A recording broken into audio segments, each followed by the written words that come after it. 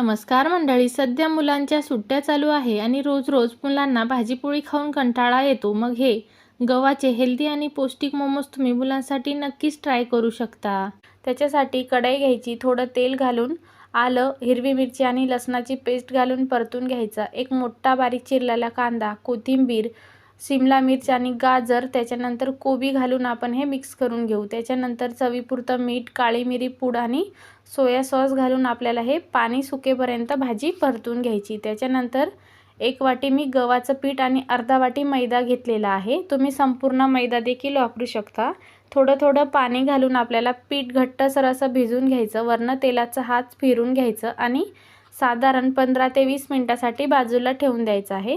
15-20 मिनिटानंतर बघू शकता तुम्ही छान पीठ तयार झालेलं आहे. आता एक मोठा गोळा घ्यायचा आणि मोठी पातळ चपाती लाटून घ्यायची. तुम्हाला हवं असेल तर छोटे छोटे लाटून घेतली तरी चालेल आणि एखाद्या झाकणाच्या मदतीने छोटे छोटे कापून घ्यायचे आहे. आता हवी तेवढी फिलिंग भरून घ्यायची आणि तुम्हाला जो मोमोचा आकार आवडतो तशा पद्धतीने तुम्ही हे भरून घेऊ शकता. आता बघा मी तुम्हाला 2 पद्धतीने करून दाखवलं आहे. एक आपण मोदक बनवतो ना तसाच, आणि दुसरा जो माझ्या सगळ्यात आवडीचा म्हणजे मोमोचा शेप आपण तयार करून घेणार आहोत. अगदी सोपं आहे, पण पहिल्यांदा करणार असेल तर थोडं अवघड वाटतं.